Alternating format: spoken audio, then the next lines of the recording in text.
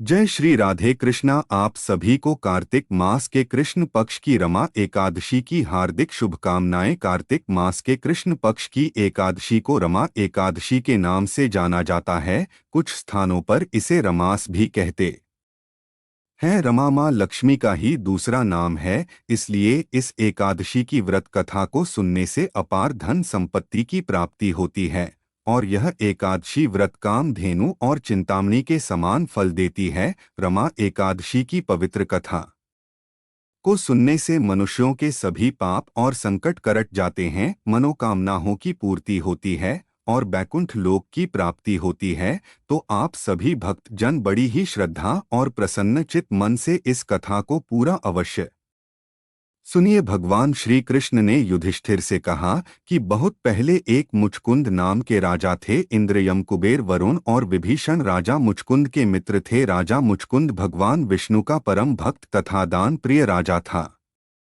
राजा की एक चंद्रभागा नाम की पुत्री थी। चंद्रभागा का विवाह चंद्रसेन के पुत्र शोभन के साथ हुआ। एक बार राजा मुचकुंद ने अपने दामाद शोभन को आमंत्रित किया। शोभन अपने ससुराल आया। उस समय जल्दी ही रमा एकादशी भी आने वाली थी। तब राजा मुचकुंद और उसके राज्य के लोग सभी रमा एकादशी का व्रत करते थे। जब रमा एकादशी का व्रत समीप आया तो चंद्रभागा बहुत चिंतित हुई कि उसके पति अत्यंत दुर्बल है और मेरी पपता की आज्ञा अति कठोर है। दशमी तिथि को राजा ने ढोल बजवा कर सारे राज्य में यह घोषणा करवा दी कि रमा एकादशी को भोजन नहीं करना चाहिए। ढोल की घोषणा सुनते ही शोभन अत्यंत चिंतित हुआ और अपनी पत्नी से उसने कहा कि हे प्रियतमा, अब मैं क्या करूं? मैं भूख को सहन नहीं कर सकता। कोई ऐसा उपाय करो जिससे मैं बच सकूं, अन्यथा मैं मृत्यु को प्राप्त हो जाऊंगा। पति की यह बात सुनकर चंद्रभागा कहने लगी कि हे स्वामी, मेरे पिता के राज्य में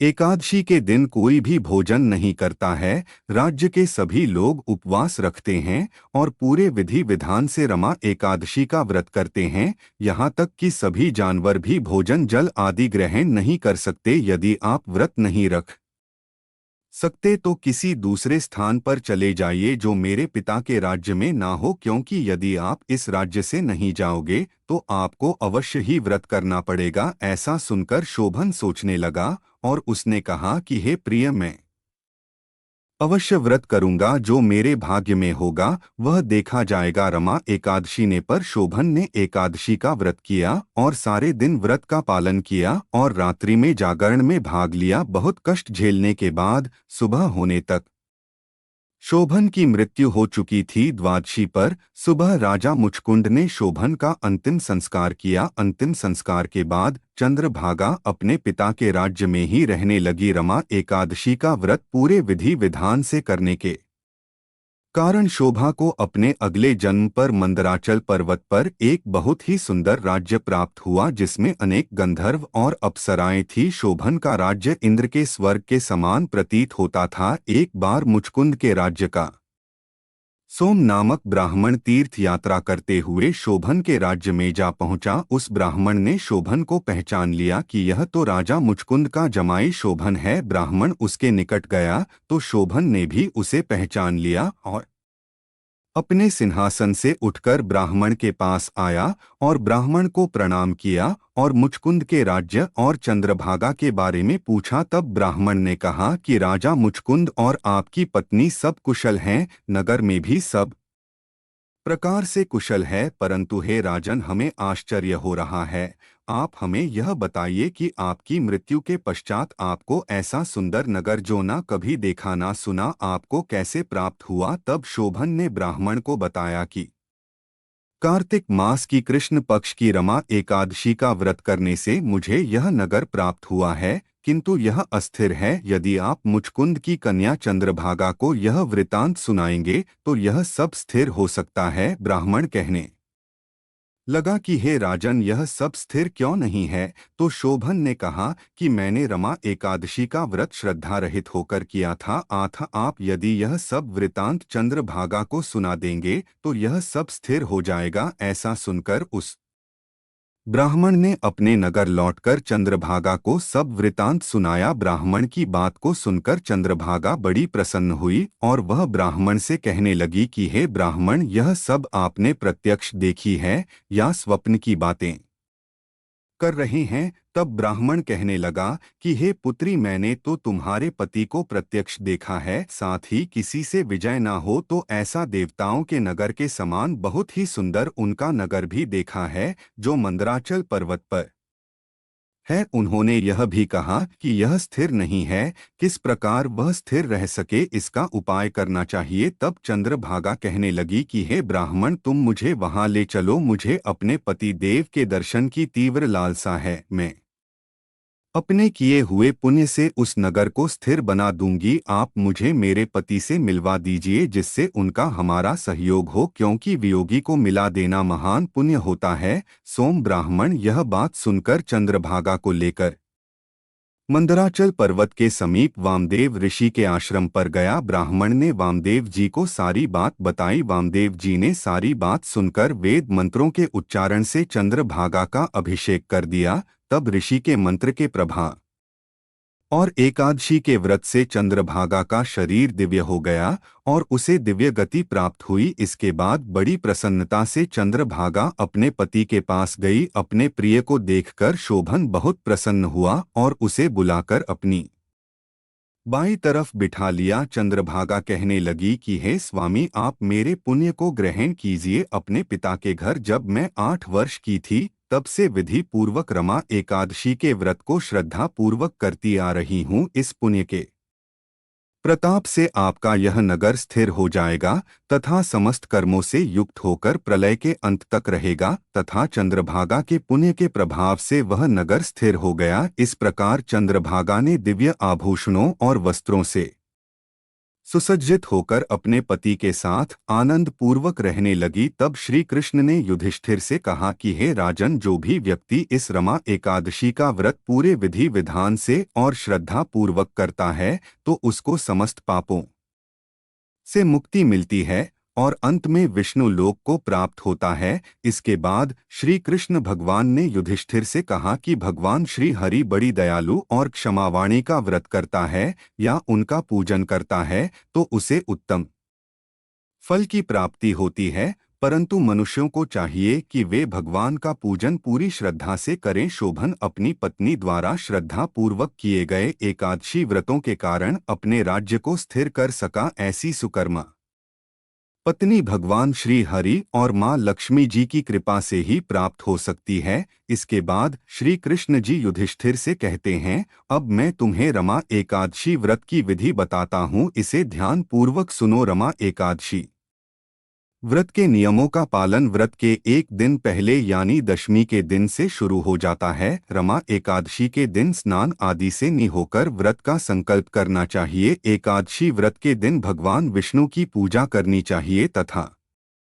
भगवान विष्णु की प्रतिमा का तुलसी मिश्रित जल से अभिषेक करना चाहिए। इसके बाद भगवान विष्णु का धूप, पंचामृत, तुलसी के पत्तों, दीप, नैवेद्य, फूल, फल आदि से पूजन करने का विधान है। पूजा करने के बाद भगवान विष्णु और मां लक्ष्मी की आरती कर भगवान को भोग लगाना चाहिए। रमा एकादशी व्रत के प्रभाव से धन धान्य की कमी दूर हो जाती है और रमा एकादशी व्रत करने वाली रात को भगवान का भजन कीर्तन या जागरण करना चाहिए और मनुष्य को डोट भगवान विष्णु की प्रतिमा के समीप ही भूमि पर शयन करना चाहिए। पद्म पुराण के अनुसार व्रत के अगले दिन यानी द्वादशी के दिन भगवान का पूजन करके ब्राह्मणों को भोजन, कपड़े, जूते, छाता और गर्म कपड़े आदि देने का विधान बताया गया है। अंत में भोजन ग्रहण करके व्रत को खोलना चाहिए। बोलिए श्री तुलसी शालिग्राम जी की जय, बोलिए श्री लक्ष्मी नारायण भगवान की जय। अब सुनेंगे एकादशी माता की कथा। प्रेम से बोलिए एकादशी माता की जय। सत्य युग में मुर नामक एक भशकर दैत्य था। वह बड़ा बलशाली और भयानक था। उस भयानक और प्रचंड शक्तिशाली दैत्य ने इंद्र, आदित्य, वसु, वायु, अग्नि आदि समस्त देवताओं को पराजित करके स्वर्ग से भगा दिया। तब इंद्र सहित सब देवताओं ने भयभीत होकर भगवान उमापति भोले शंकर को अपने दुखों का कारण और उस भयानक दैत्य का वृतांत सुनाया। देवता हाथ जोड़कर बोले, हे कैलाश वासी अविनाशी मूर दैत्य के भय से भयभीत होकर समस्त देवी देवता बेचैन हुए मृत्यु लोक में मारे मार फिर रहे हैं। समस्त सुर समाज को बेचैन देखकर और उनकी अनन्य विनय सुनकर भगवान भोले भंडारी बोले, हे देवताओं तीनों लोगों के स्वामी और के समस्त दुखों का विनाश करने वाले भगवान विष्णु की शरण में जाओ, वे ही तुम्हारे इस महान कष्ट का निवारण करेंगे। भगवान शिव जी की यह बात सुनकर इंद्र आदि समस्त देवता एकत्रित होकर क्षीर सागर जहाँ शेष नाग की सैया पर भगवान कमलापति शयन कर रहे थे वहां जा पहुंचे। वहां पहुंचकर भगवान विष्णु को सो होते हुए देखकर सभी देवता हाथ जोड़कर और नतमस्तक होकर स्तुति तथा विनती करने लगे। देवताओं ने कहा, हे शंख चक्र गदा पद्मा तथा वन मालाओं से अलंकृत देवाधिदेव, हे देवताओं द्वारा स्तुति करने योग्य आपको कोटि कोटि प्रणाम है। हे सुर नर मुनि जन की रक्षा करने वाले महाप्रभु, आपको बारंबार नमस्कार है। हे दया के धाम प्रभु, आप हमारी रक्षा कीजिए। दैत्यों से भयभीत होकर हम आपकी शरण आए हैं। आप ही इस समस्त ब्रह्मांड के कर्ता धर्ता और माता पिता है। आप ही उत्पत्ति और पालनकर्ता तथा संहार करने वाले और सबको शांति प्रदान करने वाले हैं। आकाश और पाताल भी आप ही हैं। आप कि हम सबके पितामह सूर्य चंद्र अग्नि वायु ब्रह्मा हव्य कवेयु संगीत दैत्य मूर ने हमें पराजित करके स्वर्ग से भगा दिया। हम सब देवता इधर उधर मारे मारे फिर रहे हैं।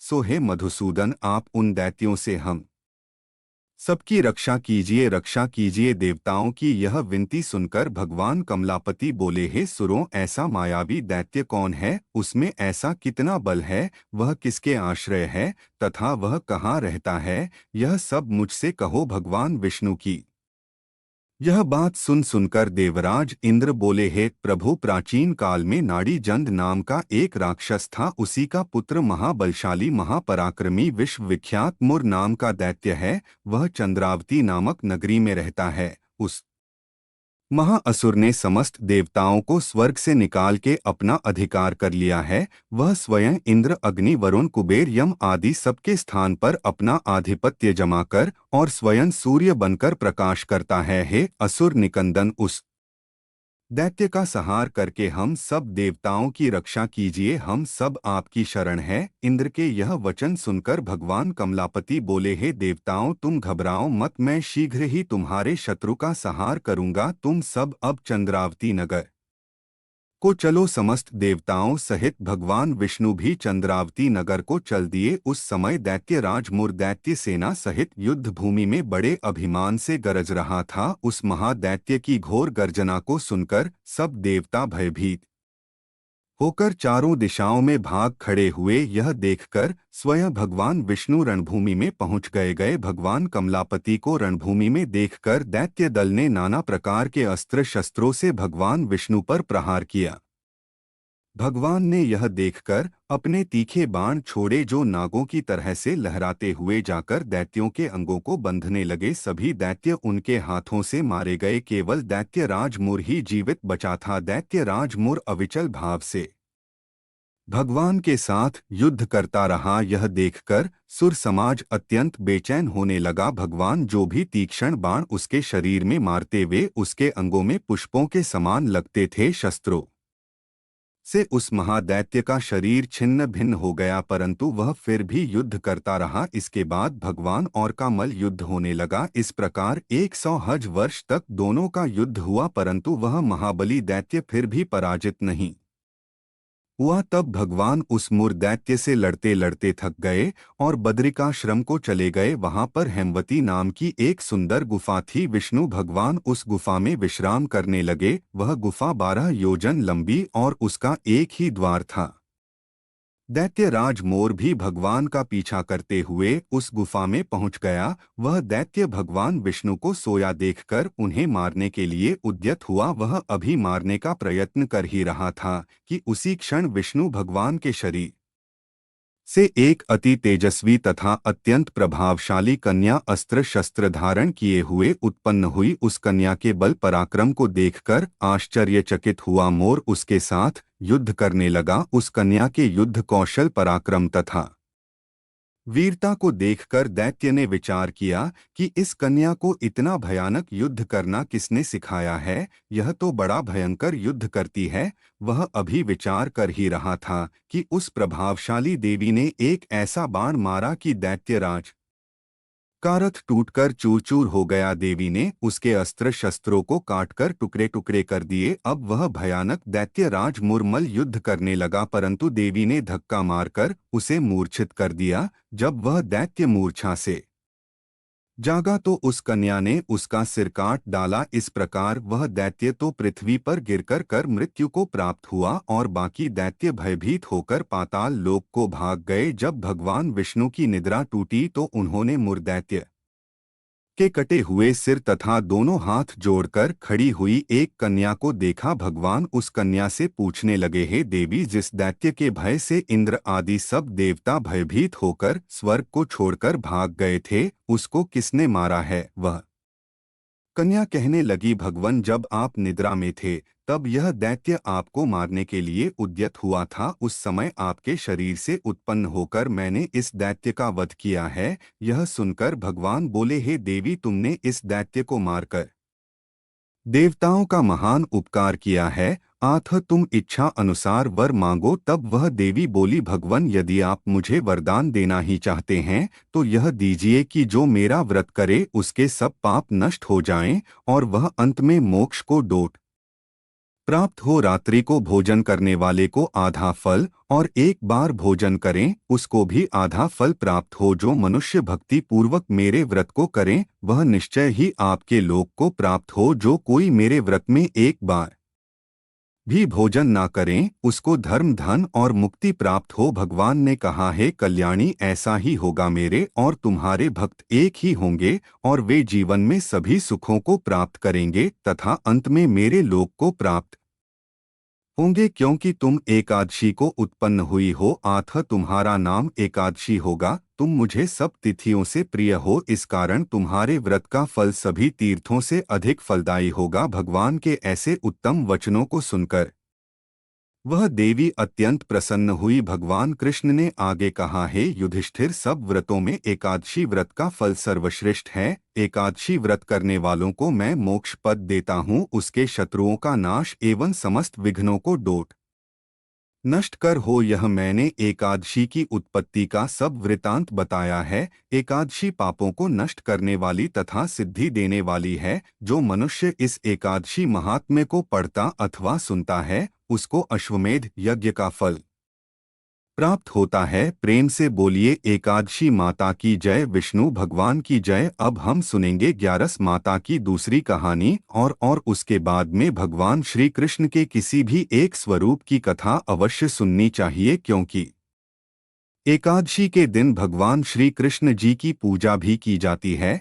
पहले हम सुनेंगे एकादशी माता की दूसरी कथा। एक बार एक राज्य में एक राजा रहा करता था। राजा बहुत ही बुद्धिमान और बलशाली था। राजा सदा ही अपनी प्रजा का बहुत अच्छे से ध्यान रखता था। प्रजा भी राजा को बहुत पसंद करती थी। राजा की 2 बेटियां थीं। राजा अपनी दोनों बेटियों से बहुत प्रेम करता था। राजा की छोटी बेटी देखने में बहुत सुंदर और आकर्षित थी और राजा की बड़ी बेटी छोटी बेटी के मुकाबले थोड़ी कम सुंदर थी। राजा की छोटी बेटी माता की पूजा किया करती थी और सभी लोग राजा की छोटी बेटी से बहुत प्रेम करते थे और बहुत प्रशंसा किया करते थे। राजा भी अपनी छोटी बेटी को डोट बड़ी बेटी से अधिक प्रेम करता था, जिसके कारण राजा की बड़ी बेटी को अपनी छोटी बहन से बहुत नफरत होने लगी थी। राजा की दोनों बेटियां जब बड़ी हो गई तब एक पड़ोस के राज्य में रहने वाले राजकुमार राजा की बड़ी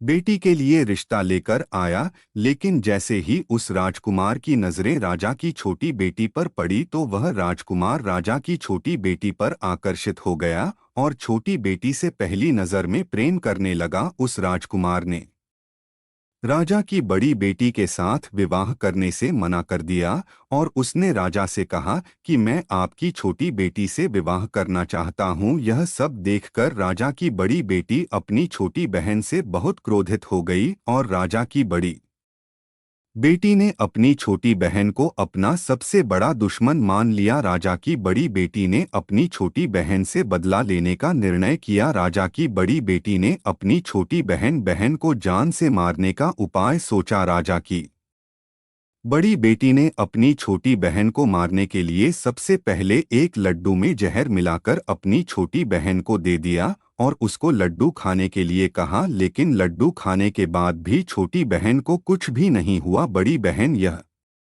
देखकर बहुत आश्चर्यचकित हो गई, लेकिन बड़ी बहन ने हार नहीं मानी। जब उसकी छोटी बहन रात में कमरे में सो रही थी, तब उसने एक मटके में सांप रखकर उसके कमरे में छोड़ दिया, लेकिन सांप भी छोटी बहन का कुछ नहीं कर पाया। जिसके बाद बड़ी बहन ने अपनी छोटी बहन से कहा कि चलो हम लोग कुएं में से पानी भर कर लाते हैं, जिसके लिए वह अपनी छोटी बहन को पानी भरने के बहाने कुएं के पास ले गई और उसने अपनी छोटी बहन को कुएं में धक्का दे दिया। लेकिन छोटी बहन को तब भी कुछ नहीं हुआ, क्योंकि हर बार ग्यारस माता उसकी रक्षा कर रही थी और उधर बड़ी बहन अपने सारे प्रयास के बाद भी असफल हो रही थी, जिससे वह बहुत क्रोधित हो गई और फिर उसने अपनी छोटी बहन के पास जाकर उससे प्रश्न किया कि मेरी छोटी बहन, क्या तुमको पता है कि भगवान ने सबको मृत्यु एक निश्चित समय पर लिखी हुई है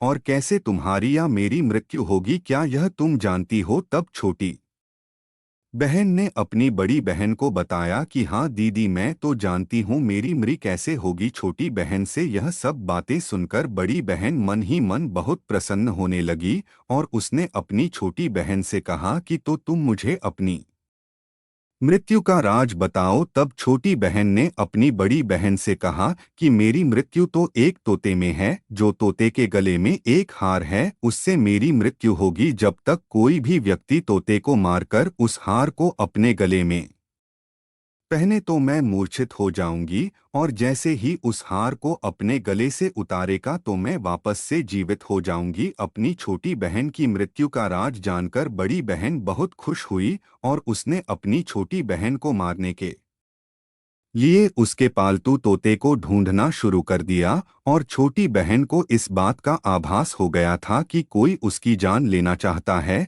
जिसके लिए वह अपने पिताजी के पास गई और उसने अपने पिताजी से कहा कि पिताजी, मेरी मृत्यु के बाद आप मुझे मत जलाएं, आप मुझे अपनी पुरानी वाली हवेली में एक पलंग में लेटा कर छोड़ दीजिएगा। अपनी छोटी लड़की की यह बातें सुनकर राजा बहुत आश्चर्यचकित हो गया। राजा ने अपनी छोटी बेटी से पूछा कि बेटी, तुम यह क्या कह रही हो? तब राजा की छोटी बेटी ने बताया कि पिताजी, समय किसी के लिए नहीं रुकता है, क्या कब किसको हो जाए इसका किसी को कुछ नहीं पता। फिर राजा ने अपनी छोटी बेटी से कहा कि तुम ऐसी बातें क्यों करती हो? 2-3 दिन के बाद तो तुम्हारा विवाह है। लेकिन छोटी बेटी ने अपने पिताजी को ऐसा करने पर मजबूर कर दिया और उनसे वचन ले लिया। राजा ने भी अपनी छोटी बेटी की बात स्वीकार कर ली और 2-3 दिनों के बाद जब शादी का समय आया, तब राजकुमार बारात लेकर राजा के घर आया और राजकुमार और राजा की छोटी बेटी का विवाह शुरू हो गया। जैसे ही राजा की छोटी बेटी राजकुमार के साथ फेरे लेना शुरू हुई, तो उसकी बड़ी बहन अपनी छोटी बहन के कमरे में जाकर उसके तोते को पकड़ लेती है और उसको जान से मार देती है। तोते के गले में जो हार था उसको अपने गले में धारण कर लेती है और जैसे ही बड़ी बहन उस हार को अपने गले में धारण करती है, तो उधर छोटी बहन 3.5 ही फेरे ले पाती है और वहीं पर बेहोश होकर गिर जाती है। जिसके बाद राजा ने बड़े बड़े दर्द हकीमों को बुलाया और अपनी छोटी बेटी का इलाज करने के लिए कहा। राजा की बात सुनकर जब वैद्य ने छोटी बेटी को देखा तो राजा को बताया कि आपकी छोटी बेटी ना तो जीवित है और ना मरी हुई है, ऐसा मैं पहली बार देख रहा हूँ। राजा ने वैद्य और हकीम को यह बात बाहर बताने से मना कर दिया और उनको कहा कि अगर तुमने यह बात किसी को बाहर बताई तो हम तुमको फांसी दे देंगे। राजा ने अपनी छोटी बेटी को पुराने महल में जाकर एक पलंग में लेटा दिया और वहां पर कुछ सैनिकों को तैनात कर दिया। इसके बाद राजा वापस अपने महल पर आ गया। राजा की बड़ी बेटी अपने पिताजी के पास आई और कहने लगी कि पिताजी, अगर यह शादी संपन्न नहीं हुई तो आपकी इज्जत का क्या होगा? आप कहे तो मैं आपकी इज्जत बचाने के लिए राजकुमार से शादी करने के लिए तैयार हूं। जिसके बाद राजा ने अपनी बड़ी बेटी की बात मान ली और राजा ने बड़ी बेटी को छोटी बेटी के कपड़े पहनाकर मंडप में भेज दिया। लेकिन राजकुमार यह जान गया कि यह राजा की छोटी बेटी नहीं है, बल्कि यह राजा की बड़ी बेटी है। लेकिन जब राजकुमार ने शादी करने से मना किया तो सभी लोगों ने राजकुमार को बेबस करके राजा की बड़ी बेटी से बचे हुए फेरों को संपन्न करा दिया और विवाह संपन्न हुआ। जिसके बाद राजकुमार राजा की बड़ी बेटी को अपने महल में ले गया। विवाह होने के बाद राजकुमार उससे ना तो बात करता था, ना उसे पसंद करता था और ना ही उसके आसपास भटकता था। और राजकुमार ने यह फैसला लिया था कि वह अपनी प्रेमिका को ढूंढ कर रहेगा और यह जानकर रहेगा कि उसके साथ क्या हुआ है। एक दिन राजकुमार अपने घोड़े पर सवार होकर राजा के पुराने महल के पास पहुंचा, जहां पर उसने कुछ सैनिकों को देखा। महल के पास पहुंचकर राजकुमार ने जब महल को ध्यान से देखा तो वह समझ गया कि यह तो हमारे ससुर जी का महल है। तब राजकुमार ने सैनिकों से पूछा कि तुम लोग यहाँ क्या कर रहे हो और इस महल के अंदर उस पलंग में कौन लेटा है? जिसके बाद सैनिकों ने बताया कि यहाँ पर राजा की छोटी बेटी लेटी है। यह सुनकर राजकुमार बहुत प्रसन्न हो गया और वह तुरंत अपनी प्रेमिका के पास पहुंच गया और उसकी सेवा करने लगा। जैसे ही रात हुई तो राजा की छोटी बेटी उठकर खड़ी हो गई। राजकुमार यह देखकर बहुत खुश हो गया और उसने अपनी प्रेमिका से पूछा कि तुम यहाँ क्या कर रही हो? तुम मेरे साथ मेरे घर चलो। राजा की छोटी बेटी ने राजकुमार को सारी बातें बता दी कि मेरी जान एक तोते में बसती थी और मैंने यह बात सिर्फ अपनी बड़ी बहन को बताई थी और मुझे पता है कि उसने ही मुझे मारने का प्रयास किया है। उसके पास एक हार है जिसको वह सुबह पहन लेती है और रात को उतार देती है। जब तक वह हार को पहन कर रखती है तब तक मैं मूर्छित रहती हूँ और जैसे ही वह हार को उतार देती है तो मैं जीवित हो जाती हूँ। और जब तक मेरी बड़ी बहन के पास वह हार रहेगा तब तक मैं ऐसे ही जीवित और मूर्छित होती रहूंगी। अगर मेरी बड़ी बहन के पास जो हार है वह मेरे हाथ लग जाए तो मैं हमेशा के लिए जीवित हो जाऊंगी। राजकुमार यह सब बातें सुनकर राजा की छोटी बेटी के पास रहने का निर्णय ले लेता है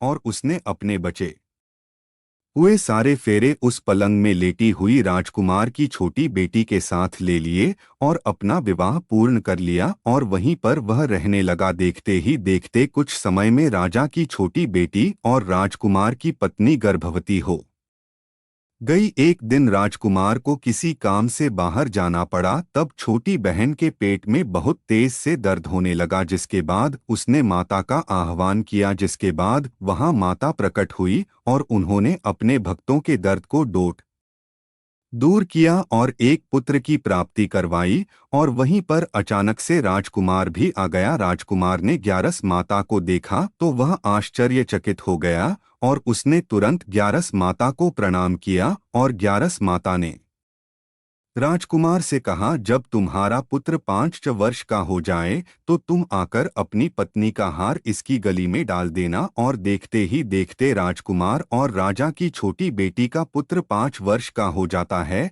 तो राजकुमार अपने बेटे से कहता है कि बेटा, मैं कुछ काम से बाहर जा रहा हूँ, तुम अपनी माता का ध्यान रखना। और वहां से चला जाता है। राजा को बाहर निकलता देखकर बड़ी बहन के सैनिक देख लेते हैं और बड़ी बहन को जाकर सारी बातें बता देते हैं। जिसके बाद बड़ी बहन अपनी छोटी बहन के पुत्र को वहां से उठवा लेती है और उसको मरवा देती है। छोटी बेटी के पुत्र के 2 टुकड़े करवा देती है। पहला टुकड़ा चक्के के पास छुपा देती है और दूसरा टुकड़ा अपने पलंग के नीचे रख लेती है। अब ग्यारस माता भिखारी का रूप लेकर आती है और एक भिखारी का रूप रखकर बड़ी बहन के पास चली जाती है, जिसके बाद वहां पर भिक्षा मांगने लगती है। तो बड़ी बहन अपने नौकरों से कहती है कि जाकर भिक्षा दे दो, लेकिन जैसे ही नौकर ग्यारस माता को भिक्षा देने के लिए आते हैं तो माता उन्हें मना कर देती है और कहती है कि मैं तुम्हारी महारानी से ही भिक्षा लूंगी। जिसके बाद बड़ी बहन स्वयं ही भिक्षा देने के लिए माता के पास आती है। तब माता एक बिल्ली का रूप लेकर उसके कमरे में चली जाती है और वहां पर छोटी बेटी के पुत्र के दो टुकड़े को आपस में जोड़ देती है और उसे जीवित कर देती है। फिर उसे वहां से ले जाती है। राजकुमार अपने बेटे को लेकर अपनी पत्नी के पास जाता है और उसे कहता है कि तुम इसका ध्यान रखना, अगर तुम इस बच्चे का अच्छे से ध्यान रखोगी तो मैं तुमसे बात करूंगा। एक दिन राजकुमार अपने बच्चे से कहता है कि तुम मम्मी से उनके गले का हार मांग लो। तो अपने पिता की बात मानकर राजकुमार का लड़का अपनी मम्मी के पास जाता है और कहता है कि मम्मी मुझे तुम्हारा हार चाहिए। यह सुनकर पहले तो बड़ी बहन बहुत क्रोधित होती है, पर उसको यह याद आता है कि राजकुमार ने कहा था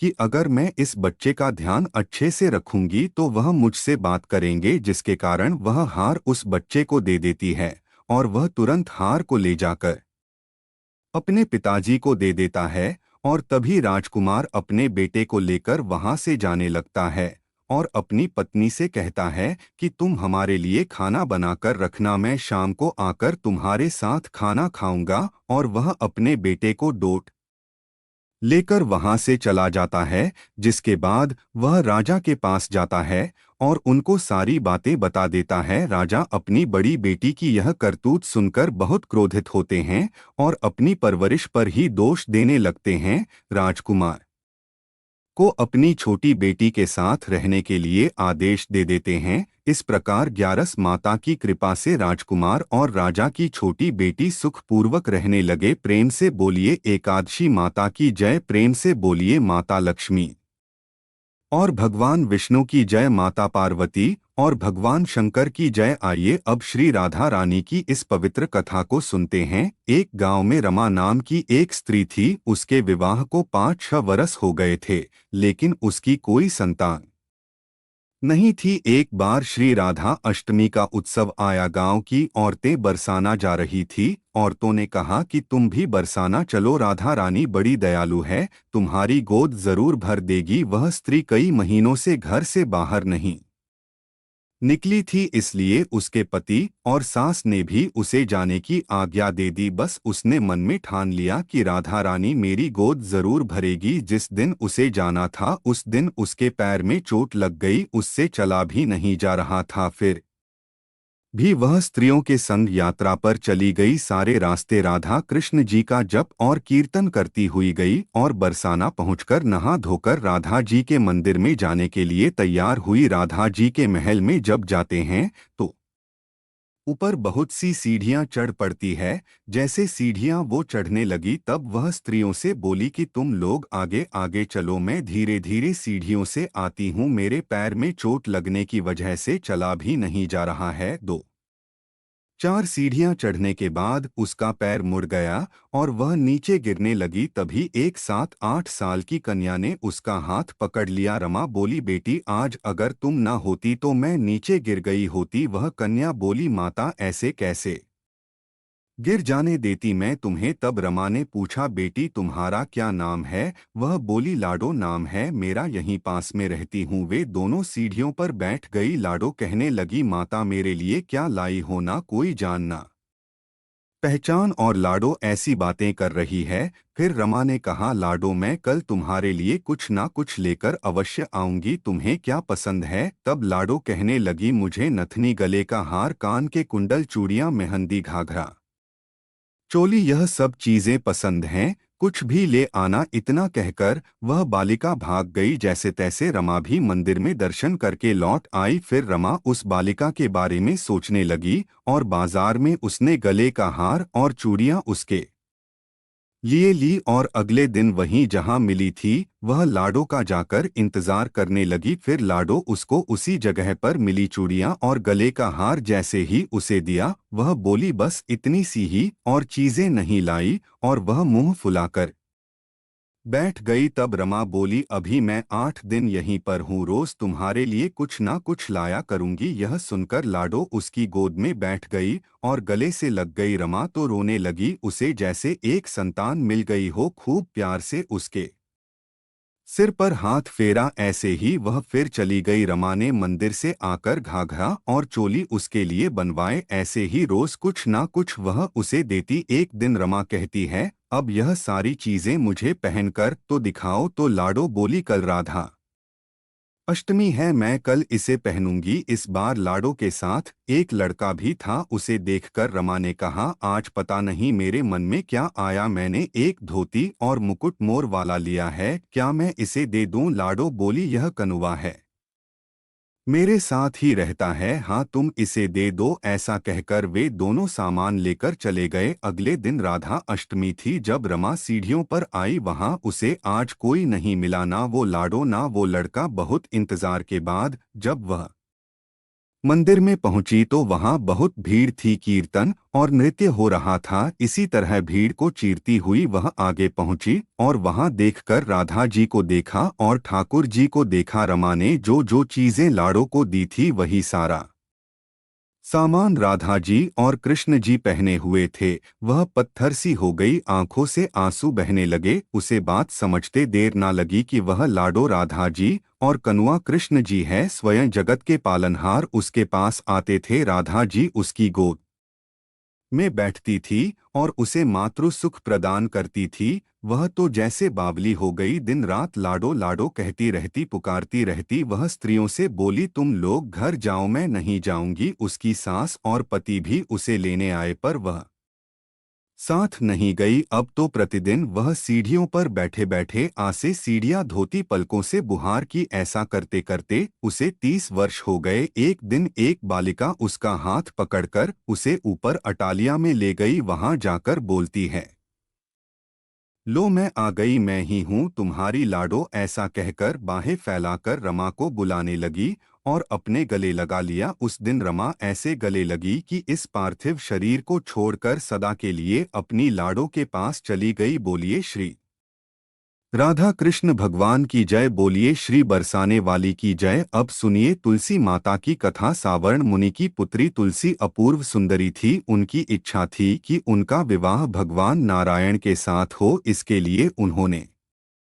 नारायण पर्वत की घाटी में स्थित बदरी वन में घोर तपस्या की। काल तक तपस्या के उपरांत ब्रह्मा जी ने प्रसन्न होकर उन्हें दर्शन दिया और वर मांगने को कहा। तब तुलसी जी ने कहा सृष्टिकर्ता ब्रह्मदेव आप अंतर्यामी हैं, सबके मन की बात जानते हैं, फिर भी मैं अपनी इच्छा आपसे बताती हूँ। मैं चाहती हूँ कि भगवान श्री नारायण मुझे पति रूप में मिले। ब्रह्मा जी ने कहा तुम्हारा अभीष्ट तुम्हें अवश्य ही मिलेगा। अपने पूर्व जन्म में किसी अपराध के कारण तुम्हें श्राप मिला है। इसी प्रकार भगवान श्री नारायण के एक पार्षद को भी दानव कुल में जन्म लेने का श्राप मिला है। दानव कुल में जन्म लेने के बाद भी उसमें नारायण का अंश विद्यमान रहेगा। इसलिए इस जन्म में पूर्व जन्म के पाप के शमन के लिए संपूर्ण नारायण तो नहीं मिलेंगे, लेकिन नारायण के अंश से युक्त दानव कुल जन्म। उस शापग्रस्त पार्षद से तुम्हारा विवाह होगा। शाप मुक्त होने